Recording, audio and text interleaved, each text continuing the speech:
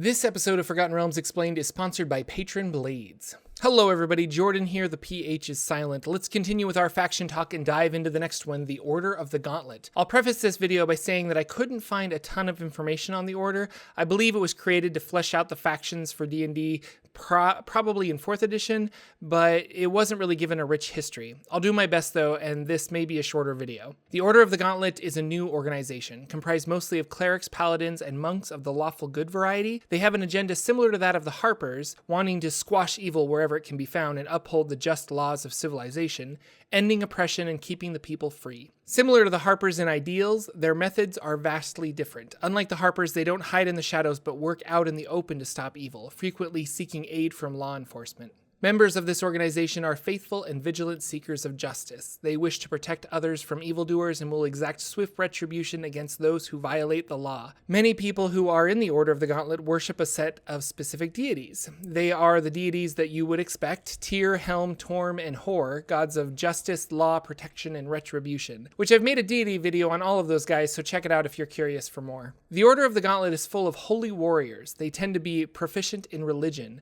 They respect the Harpers, but I feel wanted to take a more lawful approach to evil, which is why the organization was formed. The Order will not act until evil has broken the law, which makes them different from the Harpers. The Harpers see evil and will stop it, prevent it if you will, but the Order of the Gauntlet must wait until you've committed an evil act or broken the law to take action against you.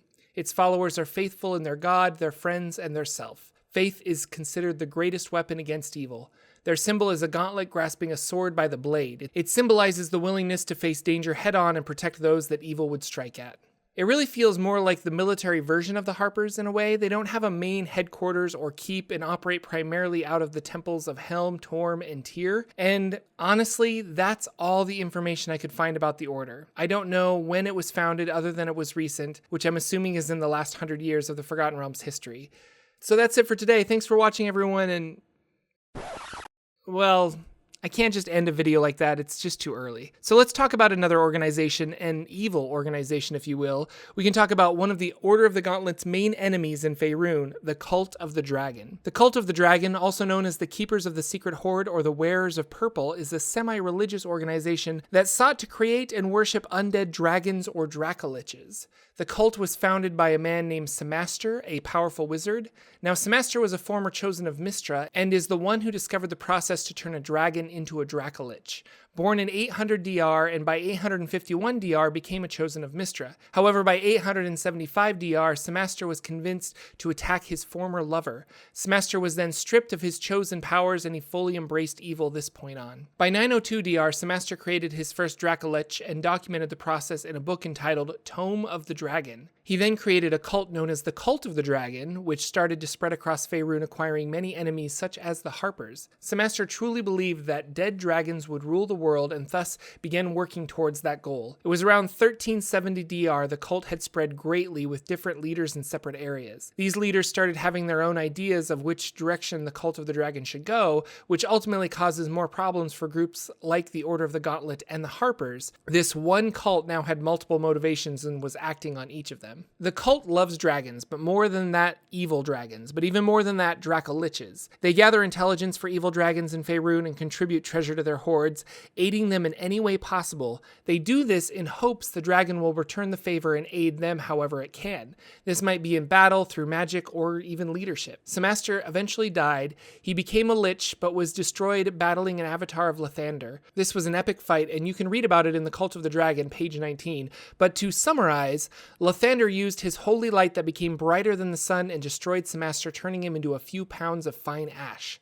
However, being a lich, Samaster's soul fled to his phylactery, where he returned some 300 years later. There are active cult cells all over Faerun. Wherever you find dragons, especially evil dragons, you will most likely find some members of the Cult of the Dragon.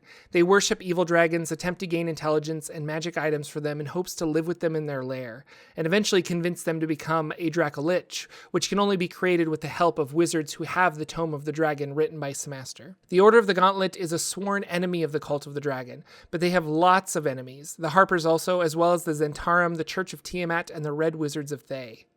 I would like to thank Patron Blades for sponsoring this video. For those of us without dwarven beards, you might need a razor. Patron Blades is a subscription service. They ship shaving razors to your house. Their motto is about giving back, and here's how it works. Patron Blades shares profits with online content creators or a charity of your choice. When you sign up, you plug your favorite YouTuber or Twitch streamer, and part of your subscription supports them. Check them out with the link in the description. And that's it for today, really. I'll keep going with the faction videos and hopefully find more information than I did on the Order of the Gauntlet. I felt like Wizards wanted to have some options for factions, but didn't get a rich backstory to some of them. However, the Cult of the Dragon has an interesting history, and if you want to learn more, there's a great supplement called The Cult of the Dragon that has loads of information. Thanks for watching, everyone, and I'll see you next week with another video from Forgotten Realms Explained.